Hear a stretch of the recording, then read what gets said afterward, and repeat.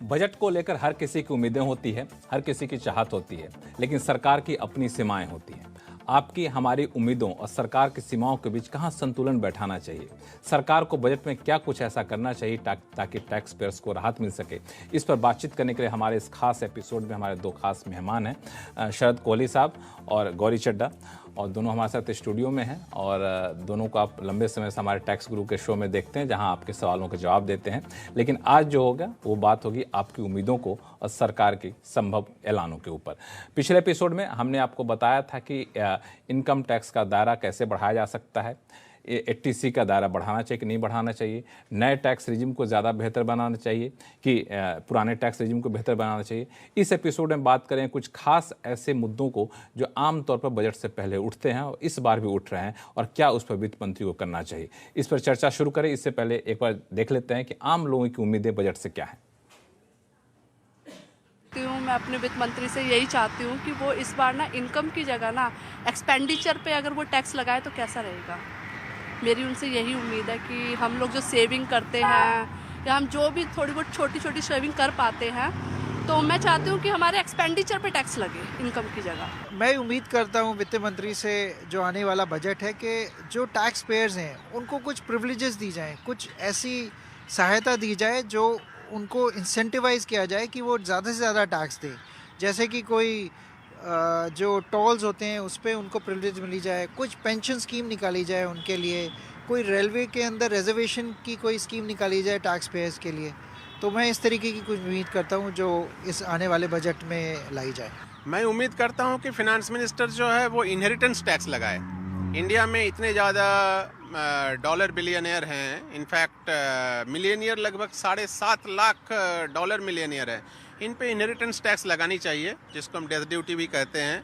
Government इनका एक major part generate कर सकती है, और इससे जो हमारे जैसे मिडिल क्लास या अपर मिडिल क्लास के जो टैक्स पेयर्स हैं इनको काफ़ी रिलीफ मिलेगा।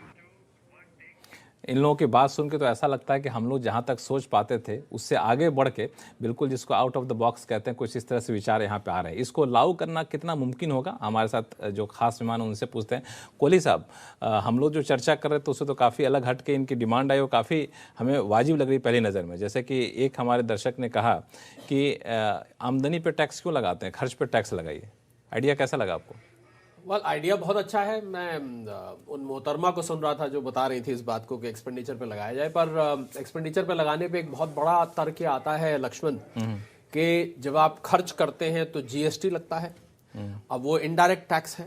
अब अगर आप उसके साथ कहीं जले पे नमक छिड़क दिया कि जीएसटी के साथ पता लगा चाहे छोटा ही हो एक्सपेंडिचर टैक्स भी लगने लग गया, तो दोनों को मर्ज भी नहीं किया जाता। वो वहाँ एक संवैधानिक मुझे लगता है कि दिक्कत है। इनडायरेक्ट और डायरेक्ट को आप मर्ज करते हैं क्योंकि उसमें स्टेट्स का हिस्सेदारी होती है, तो कठिन लगता है। अच्छा है क्योंकि बहुत सारी सरदर्दियां एक्सपेंडिचर टैक्स लगने से खत्म हो जाती हैं। ये रिटर्न फाइल करना, ये एग्जेम्पशन, वो डिडक्शन, वो सब खत्म हो जाती हैं। आप जैसे जैसे खर्च करते जाए टैक्स लगा। और इसमें एक फायदा और है कि इसमें टैक्स इवेजन के चांस बहुत कम है। टैक्स इवेजन के चांस बहुत, क्योंकि आप जब खर्च करेंगे तो ये देखने की जरूरत नहीं कि आपने कितना कमाया है। अगर आप खर्च कर रहे हैं मतलब आप उतना तो कमा ही रहे हैं। लेकिन इसका एक दूसरा पहलू भी है गौरी, कि खर्च कर रहे हैं उस पर टैक्स लगेगा, आमदनी भले कितनी हो, तो लोग बचत करने के प्रति ज्यादा आकर्षित होंगे। बिल्कुल बिल्कुल। अगर आप खर्चे पे टैक्स लगा देंगे तो हर कोई जब खर्चने जाएगा तो 2 बार सोचेगा कि इसके पहले तो मैं खर्च रहा हूँ, जो चीज खरीद रहा हूँ उसकी कीमत मैं दे रहा हूँ, उसके ऊपर मैं टैक्स भी दे रहा हूँ। तो जो एसेंशियल आइटम्स है उस पर तो लोग खर्चेंगे ही क्योंकि वो जरूरी है,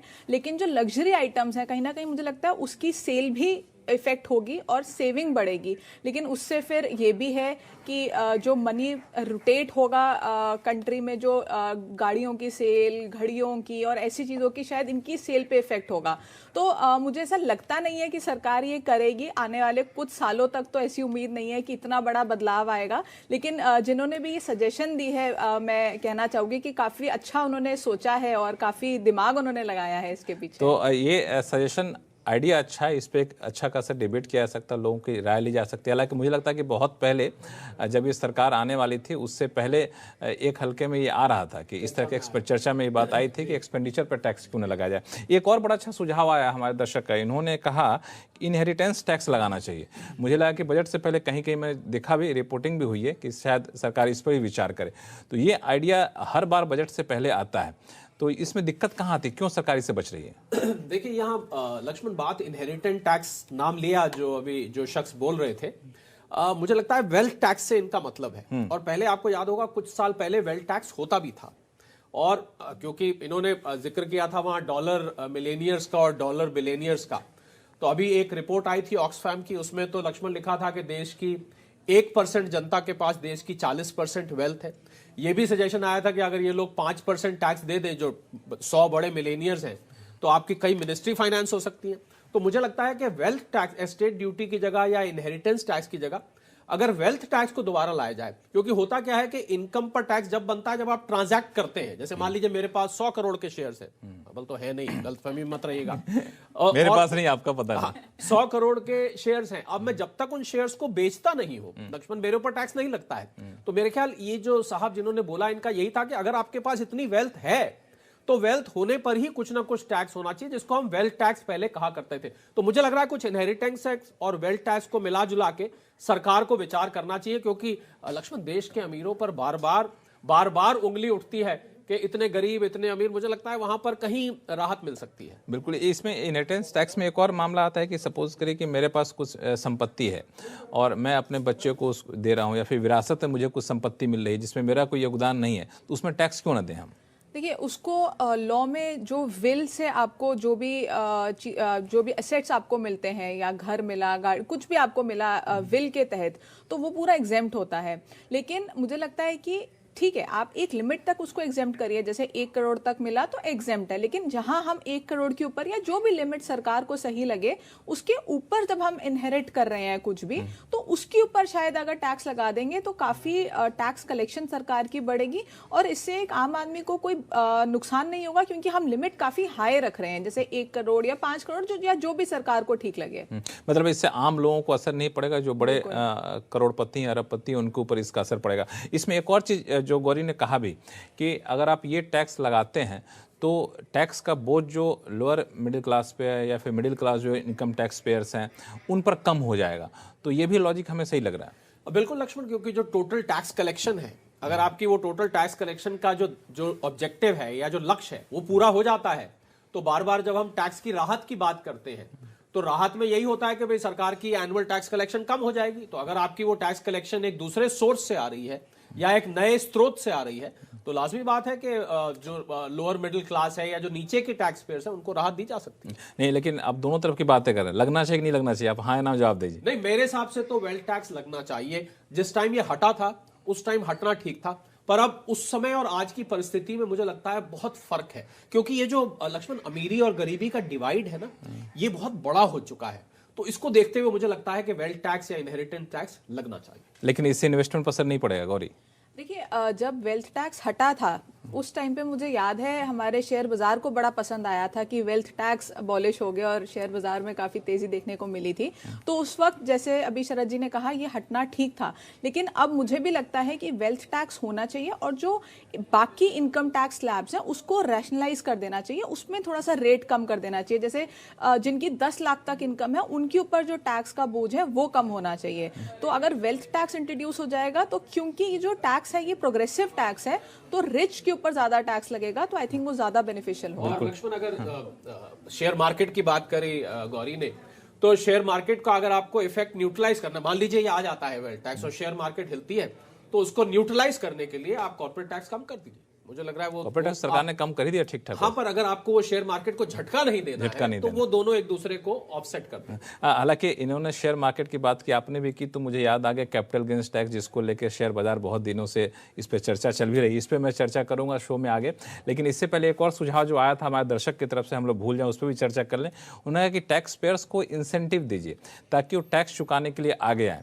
ये भी आपको याद होगा कि जब इनकम टैक्स में सुधार को लेकर सिफारिशें आई थी, तो इसमें भी कमेटी ने कहा है कि आप उनको कुछ इंसेंटिवाइज करेंगे, कहीं प्रायोरिटी देंगे, तो हो सकता है कि लोग ज़्यादा आगे आएंगे। तो ये भी सुझाव हमें लगता है गौरी ठीक रहेगा। बिल्कुल। देखिए, अभी भी हम देखें तो हमारी सरकार उसी लाइंस पे चल रही है। एक सर्टिफिकेट अभी भी दिया जाता है अगर आप अच्छा खासा टैक्स, लेकिन सर्टिफिकेट को मोनेटाइज नहीं कर सकते। बिल्कुल, उसको मोनेटाइज नहीं कर सकते, लेकिन वो एक होता है ना, एक स्टेटस की बात है कि मैंने इतना टैक्स पे किया, मुझे इनकम टैक्स डिपार्टमेंट ने एक सर्टिफिकेट दिया कि मैंने इतना टैक्स पे किया है। तो अगर कहीं ना कहीं इसको कुछ और बेनिफिट्स दे दिए जाएं, जैसे किसी चीज़ में प्रिविलेज दे दिया जाए, कहीं कंसेशन दे दिया जाए या ऐसा कुछ दे दिया जाए, तो डेफिनेटली और लोग आगे आएंगे और लोग टैक्स पे करेंगे और बहुत अच्छा, जिसमें सरकार का शायद कोई नुकसान भी नहीं होगा। अगर वो आपको प्रायोरिटी दे रही है किसी जगह तो उसमें सरकार का कोई मॉनेटरी लॉस बिल्कुल, नहीं यही मैं जानना चाह रहा था, कुछ ऐसे प्रिविलेज कोहली साहब जिसमें सरकार को कोई नुकसान ना हो लेकिन टैक्स पेयर्स को फायदा हो, क्या दिए जा सकते हैं? मुझे एक टैक्स पेयर ने कहा लक्ष्मण के पहले बात हुई थी कि प्रधानमंत्री जी के साथ चाय वाय पीने को मिल जाए तो सेल्फी लेने की बात तो हो, सेल्फी लेने की, बट 1.5 करोड़ लोग असल में टैक्स देते हैं। मैंने कहा भाई 1.5 करोड़ लोग अगर प्रधानमंत्री जी चाय पिलाने बैठ गए तो मुझे लगता है सारे साल वो यही करते रहेंगे। तो मुझे लगता है रेलवे रिजर्वेशन में प्रेफरेंस है। अभी जिन साहब ने बोला कि उनके ऊपर टोल नहीं लगना चाहिए, बच्चों के एडमिशन का है, या एक पेंशन स्कीम बहुत अच्छा सलाह दी कि जो लोग टैक्स देते हैं उनको कुछ ना कुछ पेंशन, कुछ ना कुछ अट्रैक्टिव बनाना चाहिए, क्योंकि 130-40 करोड़ लोग हम हैं, उसमें से लक्ष्मण कुल 1.5 करोड़ लोग असल में टैक्स देते हैं। रिटर्न भले ही 7 करोड़ के आसपास फाइल होती है, तो मुझे लग रहा है कि वहां पर अगर फायदा मिले तो ये संख्या बढ़ सकती है। ये संख्या बढ़ सकती है। तो ये कुछ सुझाव हैं जो दर्शकों की तरफ से आए और हमारे गेस्ट ने भी कहा कि इस तरह के सुझाव पर अमल कर सकते हैं। हाँ, कुछ उसमें आप कंडीशन लगा दीजिए ताकि वो ज़्यादा प्रासंगिक सुझाव हो। बाकी कई सारे मुद्दे हैं जिस पर टैक्स को लेकर के बजट से पहले चर्चा चल रही है, जिसमें शेयर बाजार के निवेशक जो हैं LTCG और शॉर्ट टर्म कैपिटल गेंस की बात कर रहे हैं। इसके अलावा हम लोग इलेक्ट्रिक व्हीकल पर टैक्स की बात कर रहे हैं, रियल एस्टेट वाला भी टैक्स की उम्मीदें लगा बैठे हैं। इन सारे मुद्दों पर बातचीत करेंगे और ये भी जानेंगे कि आखिर किस रूप में किस तरह के टैक्स छूट दिए जाए ताकि आम लोगों को राहत मिले। लेकिन इन सारे मुद्दों पर बातचीत करने से पहले लौटते हैं छोटे से ब्रेक के बाद। डू यू नो में आज हम बातचीत करने वाले हैं दुनिया की सबसे बड़ी कंपनियों में शुमार एप्पल की। दरअसल एप्पल, जो कि हर घर में जाना हुआ नाम है, उससे रिलेटेड कुछ इंटरेस्टिंग फैक्ट्स आपके सामने रखते हैं। एप्पल, जो कि दुनिया की सबसे बड़ी कंपनियों में शुमार है, एक समय पर यानी करीब 26 साल पहले एप्पल बैंकरप्सी की कगार पर पहुंच गई थी, जहां पर माइक्रोसॉफ्ट ने, जो कि इनके बड़े राइवल के तौर पे शुमार होते थे, उन्होंने इस कंपनी के अंदर इन्वेस्टमेंट किया था करीब 15 करोड़ डॉलर का। और उस इन्वेस्टमेंट के बाद से एप्पल की जो स्टोरी है वहां पर रिवाइवल आता हुआ दिखाई पड़ा। इसके अलावा एक और इंटरेस्टिंग फैक्ट कि एप्पल की आज की मार्केट कैप है करीब 2.25 लाख करोड़ डॉलर, जितनी इंडियन जीडीपी या जिसके आसपास इंडियन जीडीपी कामकाज कर रही है। तो किस तरह से एप्पल ने एक बैंकरप्सी के लेवल से अपने आप को रिवाइव किया और आज इस तरह का साइज बनाया, वो आप खुद ही अंदाजा लगा सकते हैं कि एप्पल की आज की मार्केट कैप इंडियन जीडीपी के आसपास है। तो इस तरह के रिवाइवल यानी कि बुरा दौर कभी भी बदल सकता है और अच्छा दौर कभी भी आ सकता है। इससे एक बढ़िया सबक मिलता भी है। ये कुछ इंटरेस्टिंग फैक्ट जो कि एप्पल से रिलेटेड है। कुछ और फैक्ट भी आपके लिए लेकर आते हैं।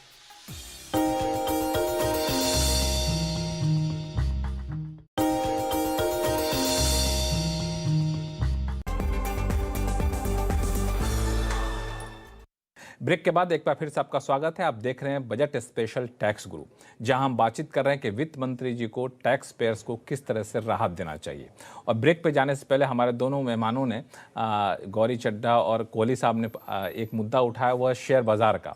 तो जब भी शेयर बाजार और टैक्स की बात आती है तो हर कोई बात करता है long term capital gains tax की। कैपिटल गेंस टैक्स में क्या सरकार कोई बदलाव करे? कई लोगों ने मुझे फ़ोन करके ये कहा कि बाजार यही सिर्फ दुआ कर रहा है कि सरकार इसमें कोई छेड़छाड़ ना करे। लेकिन आमतौर पर धारणा है और सरकार की तरफ से भी समय समय पर इंडिकेशन मिले कि अभी जो कैपिटल गेंस टैक्स लगाने का जो स्ट्रक्चर है वो काफ़ी ज़्यादा पेचीदा है। इसको हम लोग सरल करने की कोशिश कर रहे हैं। अभी इस बजट में हो जाए तो अच्छा है, नहीं तो लेकिन सरकार के विचाराधीन ये है। तो सबसे पहला सवाल मैं गौरी आपसे पूछूंगा, जब हम कहते हैं कि कैपिटल गेंस टैक्स का स्ट्रक्चर काफ़ी ज़्यादा पेचीदा है, तो कहाँ आपको जटिलताएँ दिखती हैं? देखिए, जब टैक्स की दर में या टेन्योर में? देखिए, दोनों चीज़ों में ही फ़र्क है। एक आम आदमी से पूछें कि आपको कैपिटल गेन टैक्स कितना देना है, तो वो नहीं समझ पाता कि उसका कैपिटल गेन टैक्स कितना और लॉन्ग टर्म शॉर्ट टर्म कब बनता है। तो इक्विटी में जैसे आप देखें तो 1 साल के बाद आपका लॉन्ग टर्म बन जाता है जिस पे 10% टैक्स लगता है। प्रॉपर्टी में देखें तो 2 साल के बाद लॉन्ग टर्म बन जाता है जिस पे 20% टैक्स लगता है। इसके अलावा कोई लॉन्ग टर्म कैपिटल गेन होने के लिए आपको 3 ईयर्स से ज़्यादा रखना होता है, उसके ऊपर आपका टैक्स लगता है।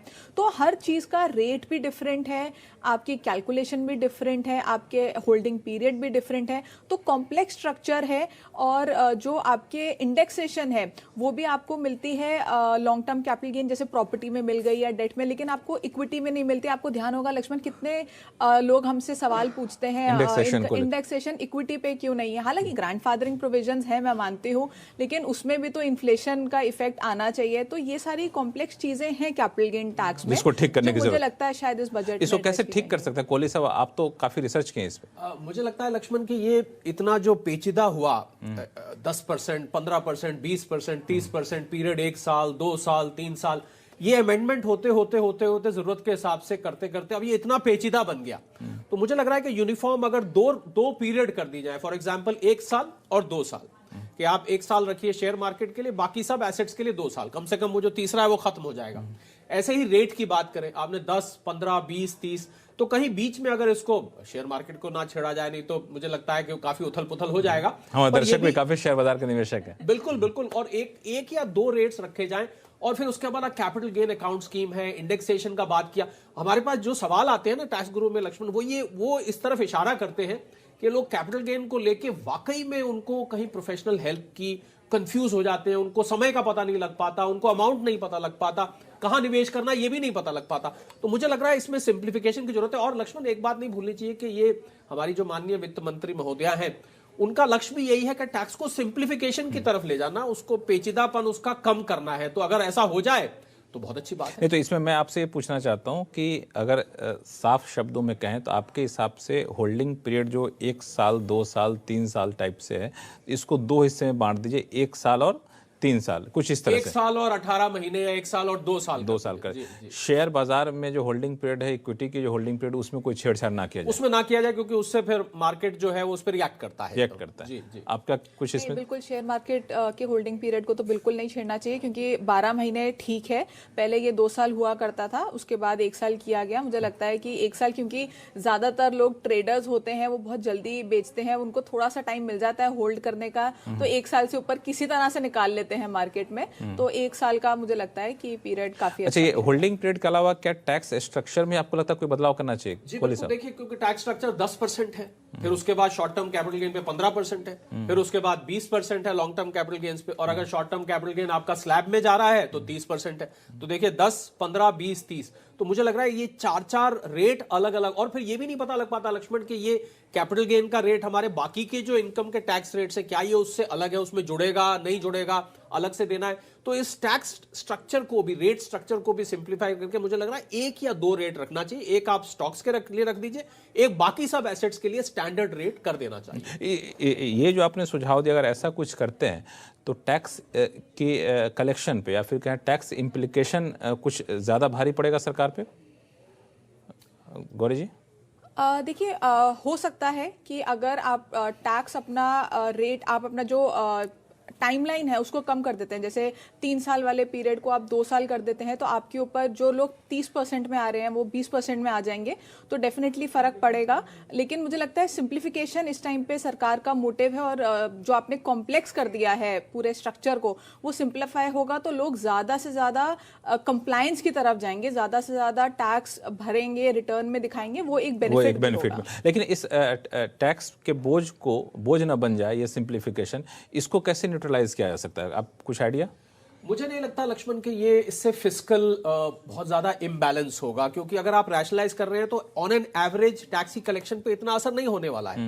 और जहां तक बोझ की बात है, कंप्लायंस का बोझ अगर कम होता है, मुझे लगता है लोग ज्यादा आगे आते हैं, जैसा कि गौरी ने भी बोला। पर आजकल ये भी सच है लक्ष्मण कि टैक्स की चोरी को बचा पाना बहुत कठिन है। हम 26AS और AIS जैसी स्टेटमेंट्स की बात करते हैं, जिसका हम समय समय पर जिक्र करते रहते हैं। मुश्किल है टैक्स की चोरी। बिल्कुल, AIS को तो मैं आईना इसे समझिए बोलता हूं। AIS तो वो आईना आप छुप नहीं सकते, बिल्कुल नहीं छुप सकते। तो मुझे लग रहा है कि फिर भी कंप्लायंस सिंप्लीफाई हो जाए तो टैक्स पेयर्स के लिए बहुत बड़ी राहत हो। तो कुल मिला के हमारे जो टैक्स एक्सपर्ट हैं, टैक्स गुरु हैं, और जो दर्शक हैं, उनके सुझाव यही है, मांग यही है वित्त मंत्री से कि long term capital gains tax को सरल बनाइए ताकि आम लोग इसको समझ सकें और इस दायरे में भी टैक्स ज़्यादा से ज़्यादा चुकाने के लिए आ सकें। सरल बनाने के सीधा तरीका यह है कि आप होल्डिंग पीरियड जो अभी 3-4 है उसको घटाकर सिर्फ 2 करिए। शेयर बाजार के लिए होल्डिंग पीरियड में कोई बदलाव नहीं करिए, 1 साल रखिए, बाकी को आप 2 साल या 18 महीने कुछ इस तरह से अलग होल्डिंग पीरियड में बाकी सबको रख सकते हैं। इसी तरह से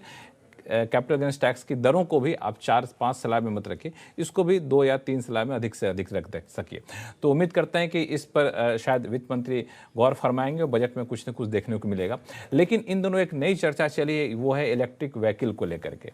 कई लोग रियल एस्टेट में भी एक नई जान फूंकने के लिए टैक्स रिबेट को उम्मीद लगाए बैठे हैं। क्या वित्त मंत्री को ऐसा कुछ करना चाहिए बजट में? इस पर बातचीत करेंगे छोटे से ब्रेक के बाद। ब्रेक के बाद एक बार फिर से आपका स्वागत है। आप देख रहे हैं टैक्स गुरु बजट स्पेशल। बजट स्पेशल इसलिए क्योंकि हम बातचीत कर रहे हैं कि वित्त मंत्री को आखिर क्या कुछ ऐसे कदम उठाने चाहिए ताकि टैक्स पेयर्स को राहत मिल सके और टैक्स पेयर्स की उम्मीदें क्या है। इस पर बातचीत करने के लिए हमारे साथ 2 खास मेहमान जुड़े हुए हैं, जाने माने टैक्स एक्सपर्ट शरद कोहली साहब और गौरी चड्डा जी। तो गौरी, हम लोग बजट ब्रेक पे जाने से पहले चर्चा कर रहे थे कि और क्या हम लोग कुछ कर सकते हैं। तो एक जो बड़ा ही आकर्षक सा इंसेंटिव दिया जाता है वो है इलेक्ट्रिक व्हीकल के लिए, और उसका असर भी दिखा, लोगों को टैक्स बचाने का एक बेहतर तरीका भी दिख रहा है। तो इसमें आपको लगता है किसी भी तरह के बदलाव करने चाहिए या फिर जो इलेक्ट्रिक व्हीकल पे जो टैक्स छूट की सीमा है वो भी शायद चालू कारोबारी साल में खत्म हो रही है, उसको एक्सटेंड करना चाहिए? देखिए बिल्कुल, ये तो डेफिनेटली मुझे लगता है होगा कि जो डिडक्शन आपको दी जाती है 1.5 लाख रुपए की, वो क्योंकि इस साल एक्सपायर हो रही है, इस साल खत्म हो रही है, तो इसको एक्सटेंड किया जाएगा। जो हमने देखा है ऐसी जो भी डिडक्शंस होती हैं उनको एक्सटेंड समय समय पे किया जाता है, और अभी तो ईवी को बढ़ावा देना है तो डेफिनेटली इंसेंटिव दिया जाएगा। हालांकि मुझे लगता है कि एक्सटेंशन के साथ साथ कुछ और एडिशन भी इसमें किया जा सकता है, जैसे 1.5 लाख को बढ़ा के या 2 लाख कर दें या कुछ और जो भी सरकार। यही मैं जानना चाह रहा था कि 1.5 लाख वाला जो मामला है, ये भी तो बड़ी महंगी गाड़ी आती है, तो 1.5 लाख कितना सही सीमा है कोहली साहब? बिल्कुल लक्ष्मण, जैसे गाड़ी की बैटरी लाइफ बढ़ाने की जरूरत है ना, ऐसे ही मुझे लग रहा है कि ये डिडक्शन भी बढ़ाने की जरूरत है। और खाली यही नहीं, मुझे लगता है कि जो इस कार पर लोन लिया जाता है इलेक्ट्रिक व्हीकल लेने के लिए, उस लोन को भी सीधा जैसे प्रॉपर्टी पर होता है, उस लोन की प्रिंसिपल रीपेमेंट पर भी मुझे लगता है कुछ डिडक्शन एडिशनल होनी चाहिए। क्योंकि अगर आप वाकई चाहते हैं कि लोग इलेक्ट्रिक व्हीकल्स की तरफ जाएं, उनमें रहती फिलहाल कमियों के बावजूद भी, तो टैक्स उसमें बहुत बड़ा एक एडिशनल इंजन का काम करेगा। एक और मुद्दा है, वो संक्षिप्त में आपका जवाब चाहूंगा, वो है रियल एस्टेट सेक्टर को लेकर के। हाउसिंग लोन और उसके इंटरेस्ट पे जो डिडक्शन हम लोगों को मिलता है, वो डिडक्शन काफ़ी लंबे समय से मोटा मोटी वही रखा गया है, जबकि घर की कीमतें कहाँ से कहाँ पहुँच गई हैं।